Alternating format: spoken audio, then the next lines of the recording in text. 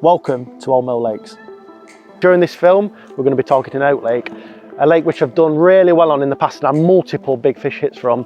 There's loads of fish in here. It's stacked full of 20-pounders and includes lots of 30-pounders to go at as well. And during this film, you're going to see how I approach this, what bait I use, what rigs I use, with a few other bits in it, what you need to know about if you're going to visit the fishery. So without further ado, let's get on with the session.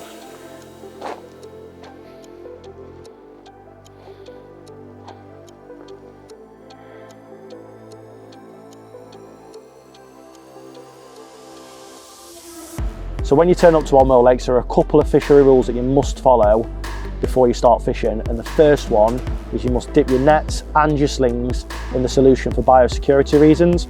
Chris or whoever's on site will take care of it for you. When you turn up in the car park, make sure your net's rolled down and your sling's ready to go. Please make sure that everything is dried thoroughly before turning up on the site and that everything's not wet through from your last fishing trip. It's not good practice. So if everything's dry, Chris can get on with it. It only takes 5 or 10 minutes, but within that time, if you go and have a coffee or you're going to have a look at the bait that he stores on site or get a few rigs ready, then you'll be safe to go and fish. It's not optional. It is a must. You must do it. And if you want these fish to be around for years and years to come, for your enjoyment, to be able to come and catch them, you must do it. Another fishery rule is there is an otter fence all the way around the complex. Now that serves a couple of purposes.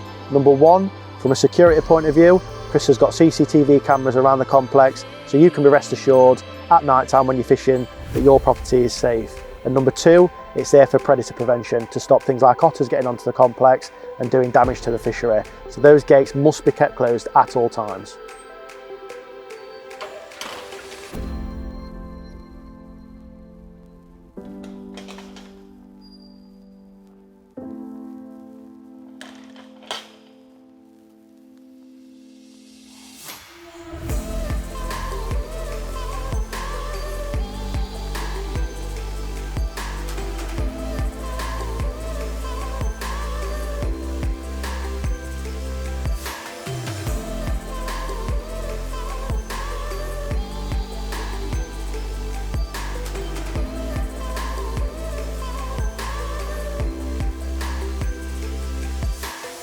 Well, finally decided on a peg and where to start during this session. We've got a nice easterly wind blowing this trip.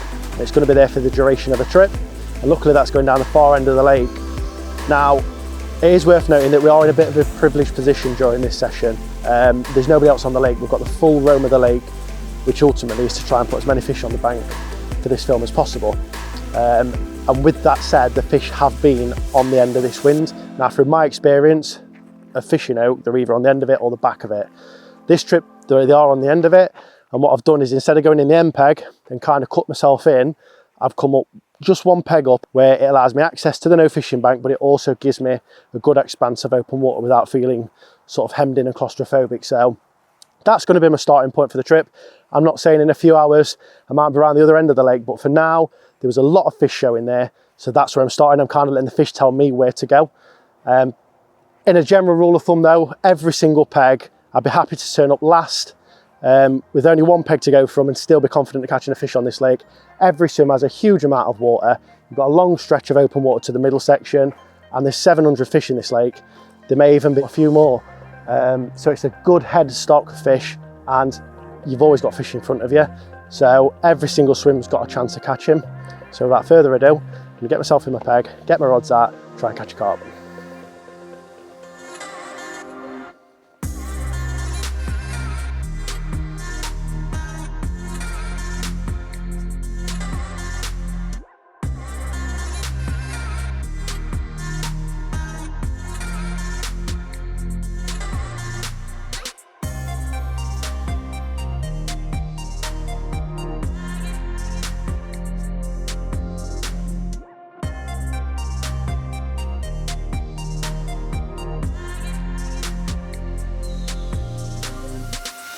Well, that didn't take long at all. After finally deciding on where to start, it'd only been out 20 minutes. All I've basically done is found a rough area of where the fish were showing. I wanted 2 different spots, one sort of on the shallow side down the no fishing bank, one out in a bit deeper water in open water where I'd seen them. And yeah, 18 wraps, nice comfortable distance with a solid bag. And all I literally did was put a couple of sponfuls of mainline response pellets over the top, a couple of sponfuls of 10mm cell, and a couple of sponfuls of the actual party mix that Chris sells at the fishery. So literally just enough bait for a bite.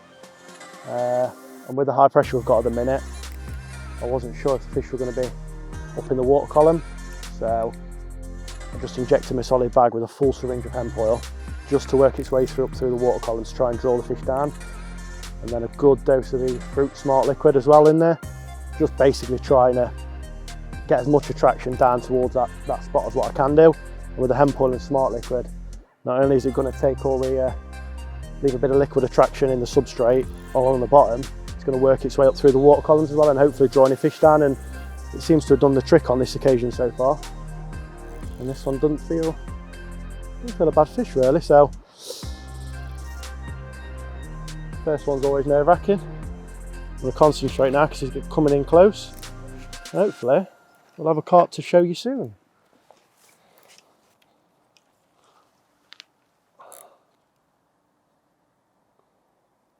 PVA tape hadn't even melted around the tubing. That's how quick the bite was.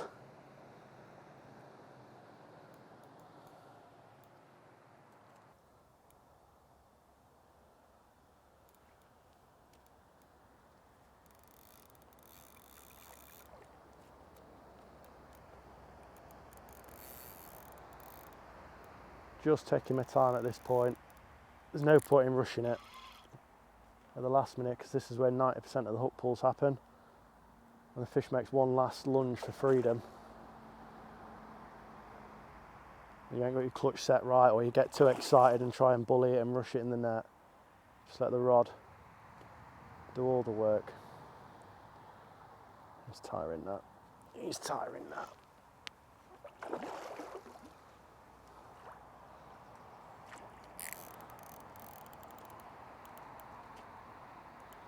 Come on then, fella.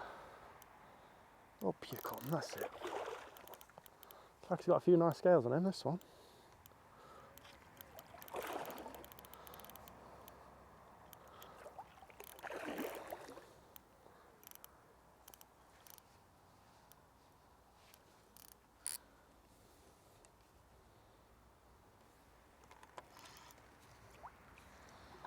They don't all fight in here.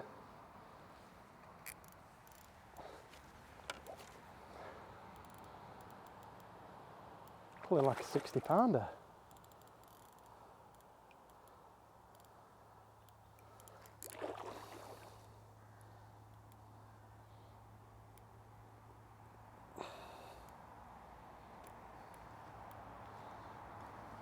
That's it now, you're done now, fella. Keep your head up, keep your head up. Whee! Hey.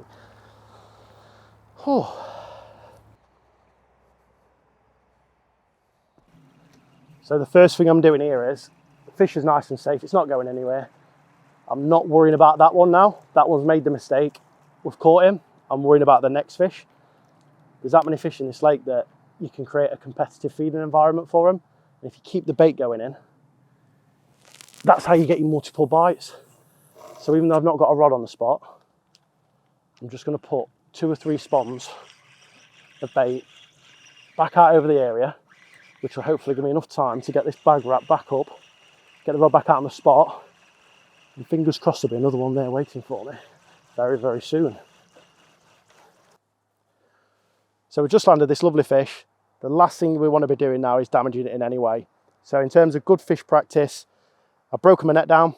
I'm going to roll the net up, slide the fish into the retention sling inside the net still, zip both sides of the retention sling up, check all the fins, and then remove the fish from the water, just so no damage can come to the fish. So all I'm going to do, I'm going to roll that net down, grab my sling, carefully move the fish into the middle of the sling.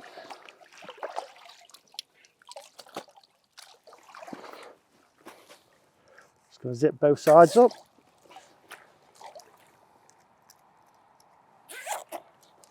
Make sure he's nice and flat. Right. Last little thing I'm going to do, I'm just going to check his pecs to make sure they're flat against his body so they don't get broke when I lift him up. So that one's out a little bit.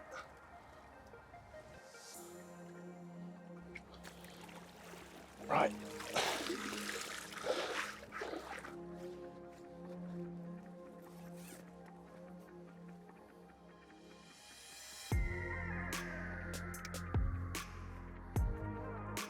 Well, it's the first one of the session.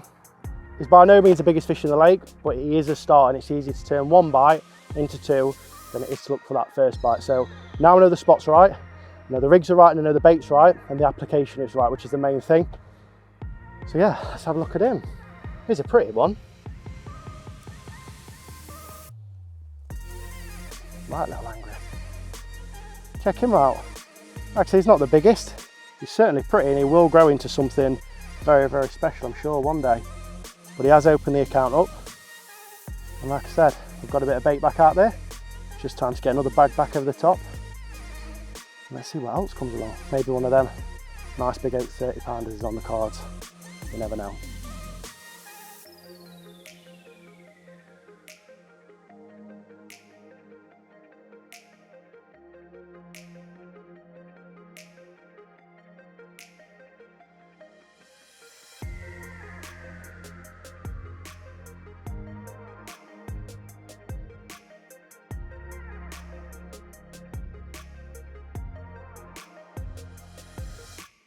Right, we're going into the night now. Just got the rods back in position over the top of the bait, so I thought it was the ideal time to talk you through the rig that I'm using during this session. Now, it's a simple inline lead setup, set drop-off style. This is going to be incorporated going inside a solid bag setup. So obviously I've got some rig tubing on there, a nice long length, that's fishery rules.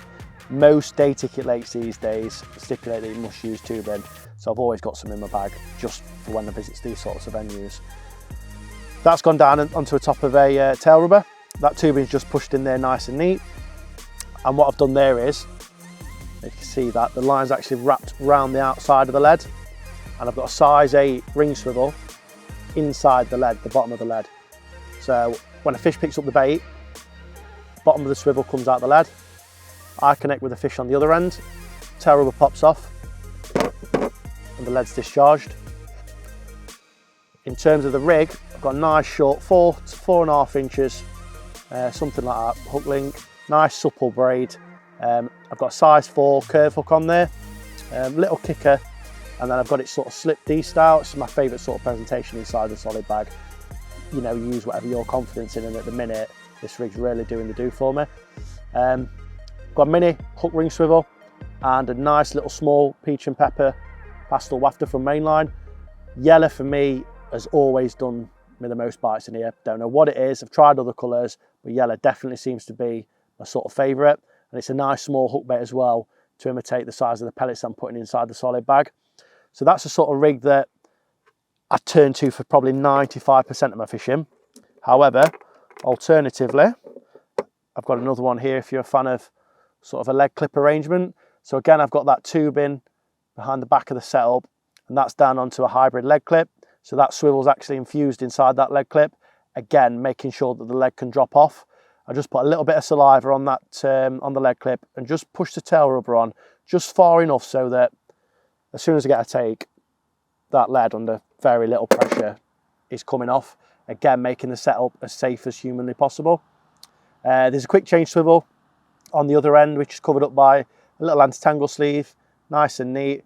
I've got around 7 to 8 inches of coated braid. I've just stripped an inch back by the eye of the hook just to give it a bit more movement. Nice big size 4 hook, so that whatever I connect with out in the lake, I know I'm probably going to land it. Again, a little kicker just to cover the knotless knot on the eye and help the hook turn a little bit. Tiny little piece of silicone opposite the barb. That's just going to trap the hair in place, stop it spinning. And again, I've got another one of the pastel barrel wafter range, this time a cranberry and orange. Done really well on that on the other lakes on the complex, so I figured it'd be a good bet in here as well. And all I'll do with that just before casting out is, due to the quick change swivel, I'll literally just slide that off, clip my hook link off, and slide a bag of pellets down the hook link itself, and then attach my rig back onto the leg clip system again. That's just going to alleviate any tangles and also give you a nice little bag of pellets, giving you extra attraction around your hook bait. So they're the two setups that I would use personally. One thing to note, I have actually used a short length of line to do this demonstration. It is for demonstration purposes only. When you're using tubing like this, unfortunately, you won't be able to have your bags pre-tied. At the minute I'm on the solid bags, but I wouldn't hesitate to swap if I felt the need to. So let's see what tonight brings.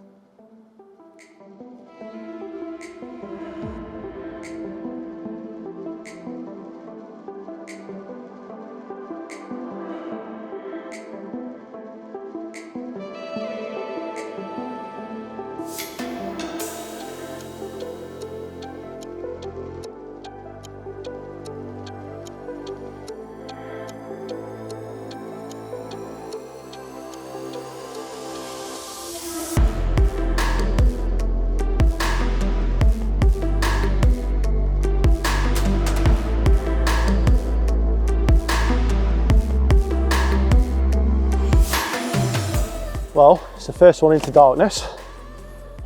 Not the biggest fish in the world, but it's a lovely start to the night. A little plump mirror when he behaves himself. There we go. Have a look at him. Short, stocky, big shoulders. You can tell they're going to be big, these fish. There's loads of 20s to go at. Quite a lot of 30 pounders now as well. I'm sure this fella's going to grow into one someday. But let's hope we can turn this one into another bite. And let's see whether his big brother comes along. So I'll slip him back and see what the rest of the night brings.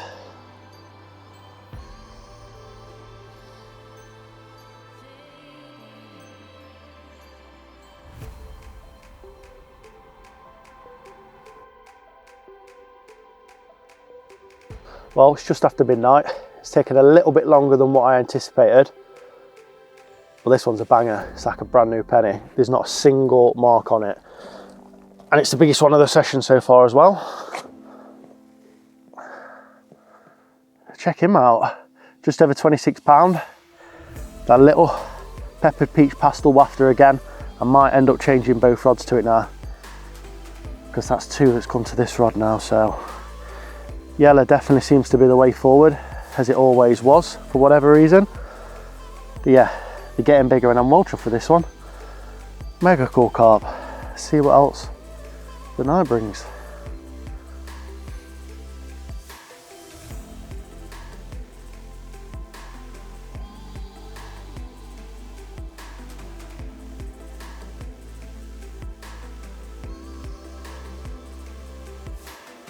Well, it's morning now and the action's not been quite as hectic as what I expected. However, we have had a few fish. So the first thing I've done when I've woke up is I put 2 fresh bags out there. Solid bags are always at the optimum levels when they first cast out. When I've injected that oil into the bag, I've got all that liquid. There's fresh pellet out there. I've actually just seen one just behind the back of the spot now. So 2 fresh bags have gone out.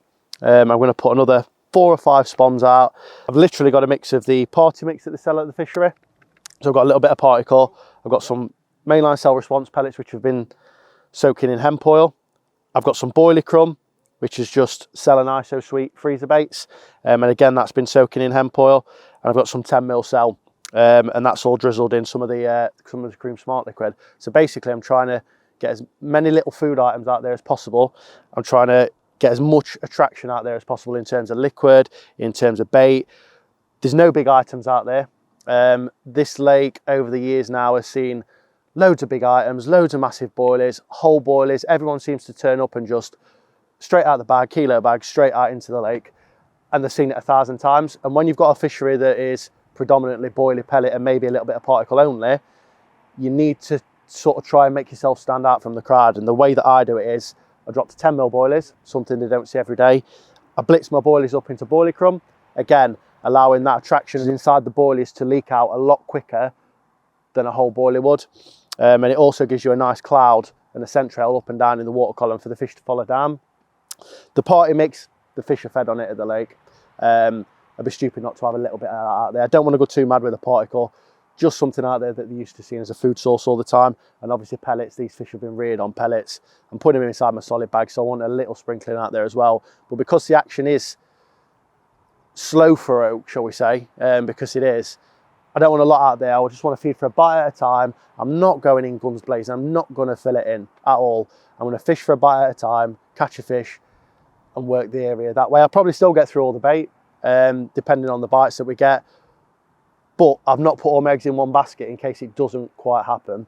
So that's the mix that I've gone in with. At the minute it seems to be working and I'm just drip feeding it in. So what I'm going to do now is I'm just going to take 1 spoonful of the 10mm cell. Get that out there first.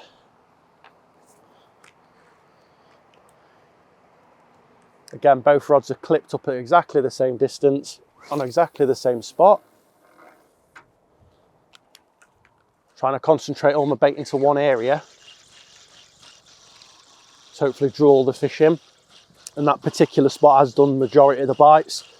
So it'd be silly not to have 2 rods on there at this moment in time. I've started seeing fish elsewhere. I've got no, I'm quite happy to move another rod onto another area. But for now, that's the spot that seems to be doing the bites. So that's been the one of 10mm cell. Take a spoonful of response pellets. That's going out there next. Again, by having 2 or 3 or 4 different food items out there, you're always keeping the fish guessing. And over the top of this, yellow bait seems to be the one, certainly at the minute again. So by having that little bit of party mix in there with a bit of flake maize, you know, it just lends itself perfectly to fishing that way.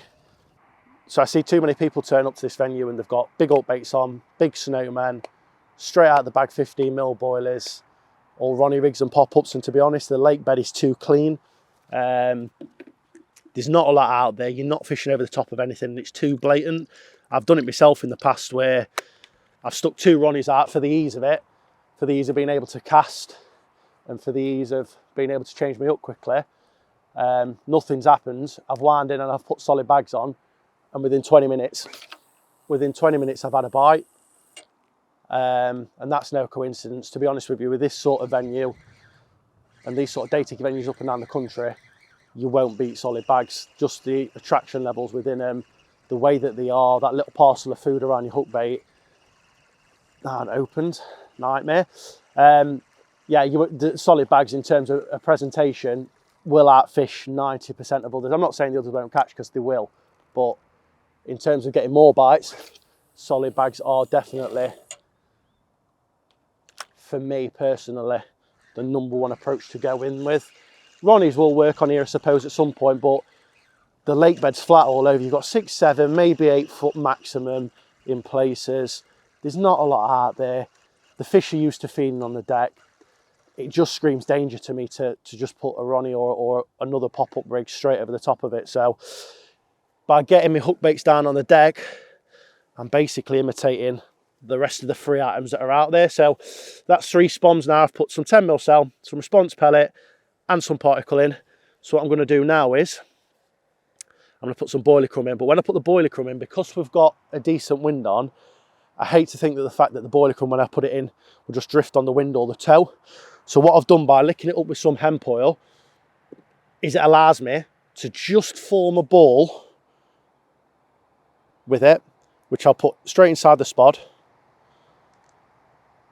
Now that ball will break up as soon as it, with the impact with the water, and start to disperse through the water when it as it makes its way down. But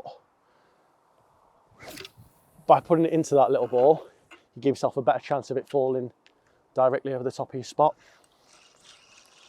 So that's 2 fresh bags out there, 4 swans of bait. Hopefully, fingers crossed, there's another bite on the cards sooner rather than later. I know we've got Steve turning up today from S&W. So between us, we've got some nice weather coming in. It's an easterly still. It looks absolutely black over there. It's going to absolutely bucket it down today, which I'm sure, fingers crossed, is going to turn the fish on. So hopefully me and Steve will have some good action today, and we'll have some fish to show you a little bit later on.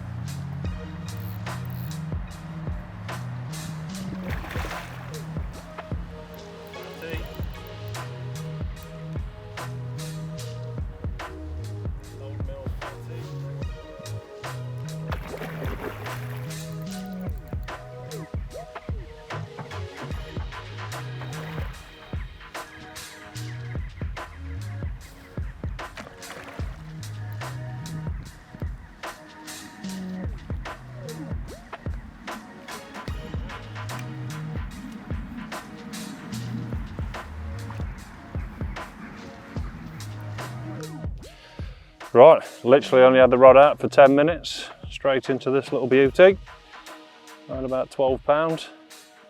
We caught this on the 4.5mm best, and the best pellet is what Chris feeds into the lake. The fish absolutely love it, and because it's a staple diet for them, once it gets out there, they're straight on it. So, first one of the day, let's see what we can do. Right, just popped up to the old mill complex. Whilst I was here, I thought I'd go through the two foods that Chris mainly uses. We have got the Alabest. The Alabest was produced a couple of years ago, specifically for the angling market. It can also be used for fish farming too. The main ingredients are blood meal and fish meal, two very attractive flavours for fish. So it works wonders as a fishing pellet, but also works wonders for a growing pellet, and that's why Chris uses it to grow the fish on. We've also got the Rep Krill. This is a sturgeon broodstock food. It's got 52% protein, 12% oil. Chris uses this in the summer months when water temperatures get to around 20 degrees. The reason for that is that at 20 degrees, this food can be utilised by the fish, digested, and they get the optimal growth from it. Any less than 20 degrees and the fish don't tend to digest it, and therefore there's a lot of food wasted. So we use this from 20 degrees and above. We get some fantastic results from it.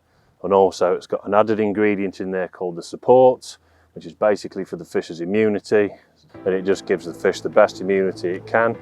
So hopefully it's in the best condition possible for when you catch it. You can buy the Aqua pellets from Old Mill. They come in 1 kilogram bags up to 25 kilogram bags. If you'd just like to ask a member of staff when you come, and they'll help you out.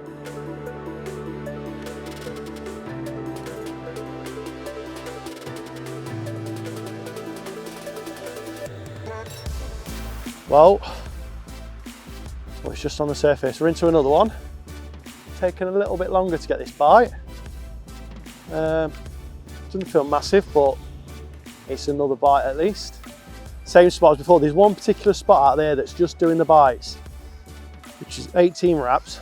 So it's not, everyone automatically just thinks they need to either cast or send the bait boat right to the middle.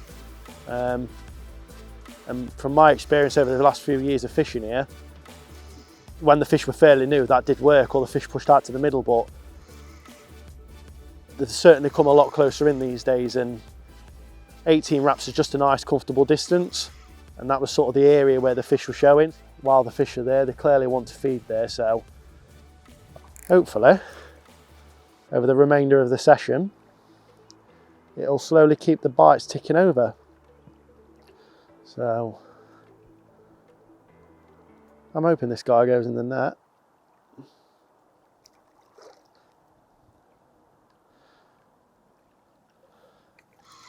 It's one of them little yellow wafters again.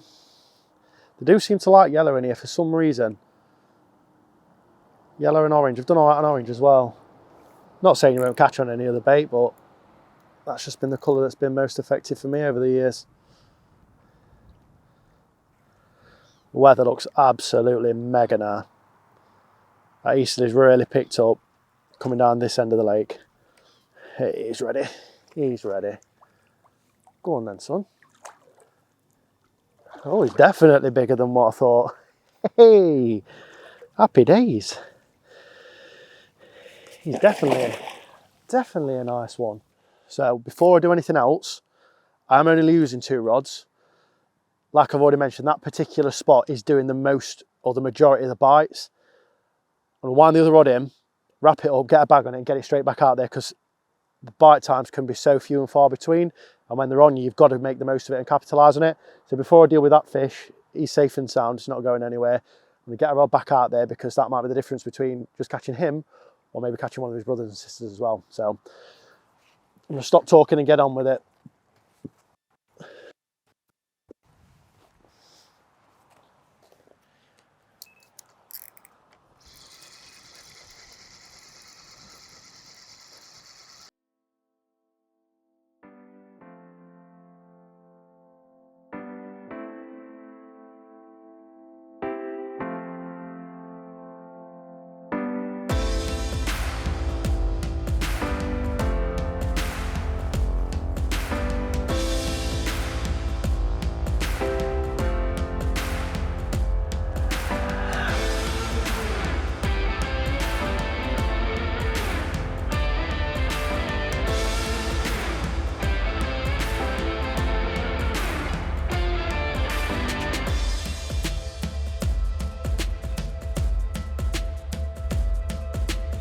he is the biggest one of the session, 28.5 pounds.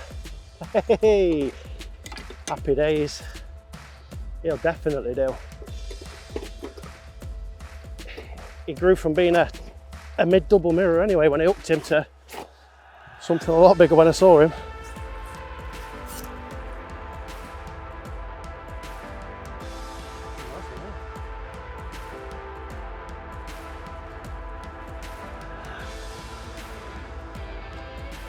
Well, have a look at him. Biggest one of the session. He's all gut, this one, just like me. 28.5 pounds. Absolutely pristine fish. Well happy with him. I'd say hopefully there's bigger to come, but if he's the biggest one of the trip, I'm definitely made up.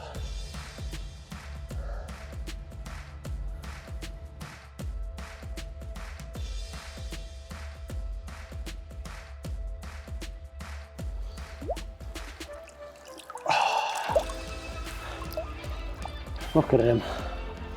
Thank you very much. Mwah.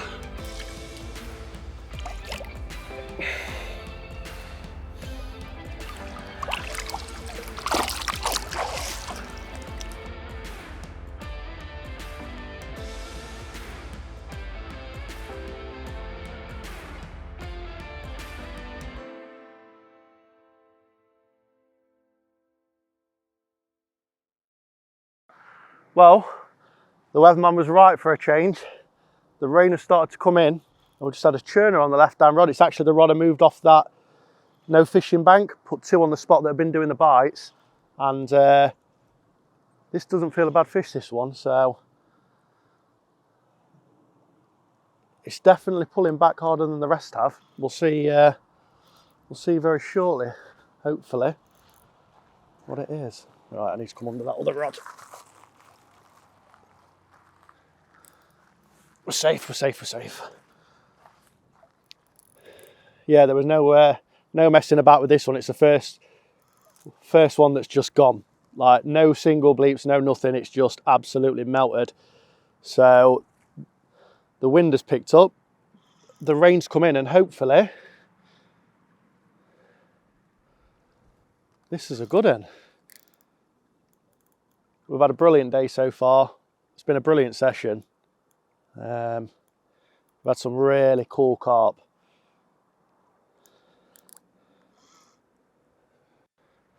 Hopefully we'll get this one in the net and it'll add to the tally.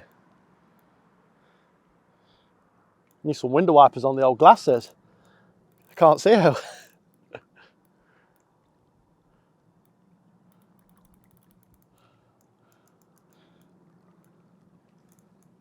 He's just suddenly got a lot smaller head banging. Oh, he's not a bad one. He'll do.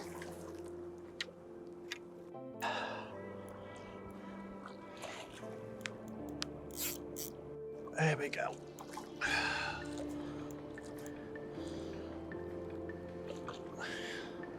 Come on then, mate.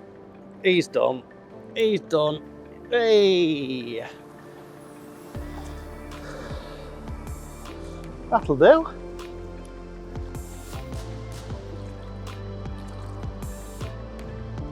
Another big set of shoulders on him.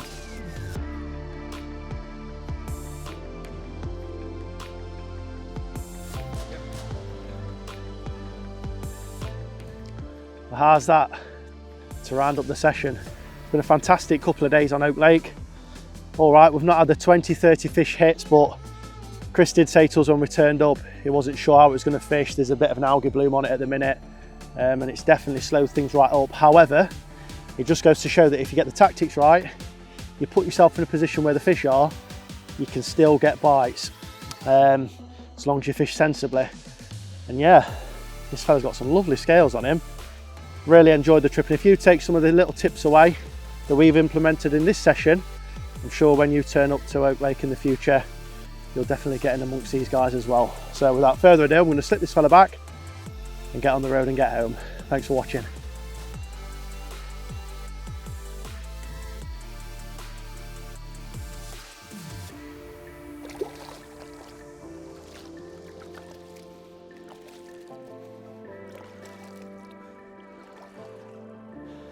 Happy days.